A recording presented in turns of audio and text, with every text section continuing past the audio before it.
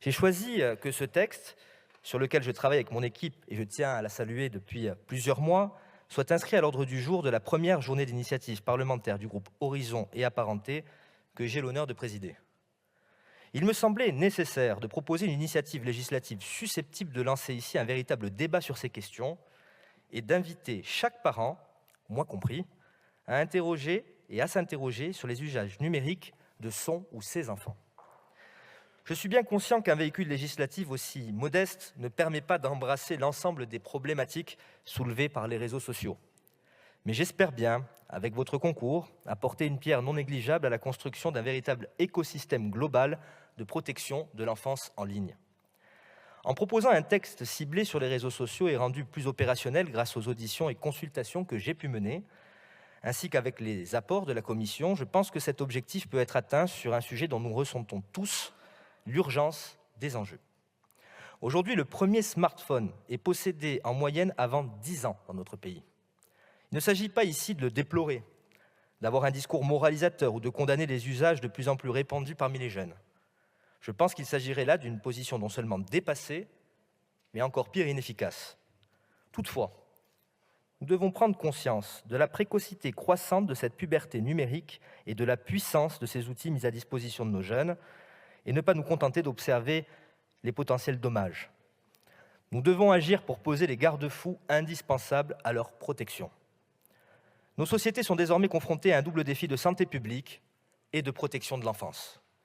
Le constat posé par la CNIL en 2021 est sans appel. Nous assistons à une massification et une autonomisation des pratiques numériques chez les jeunes publics.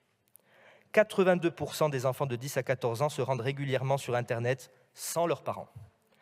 S'agissant des réseaux sociaux spécifiquement, la CNIL constate que la première inscription intervient en moyenne vers 8 ans et demi et que plus de la moitié des 10-14 ans y sont présents.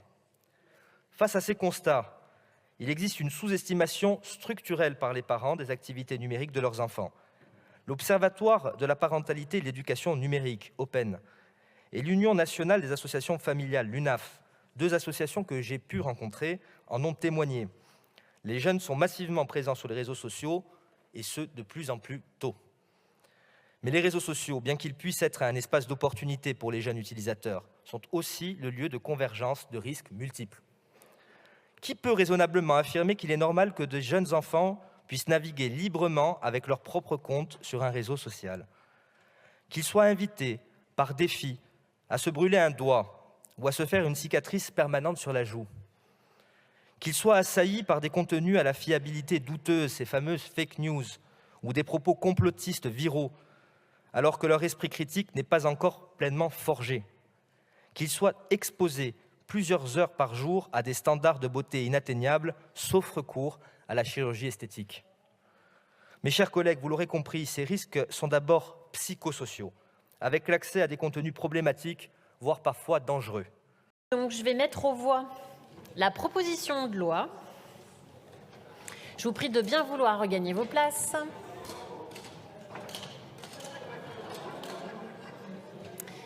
Le scrutin est ouvert.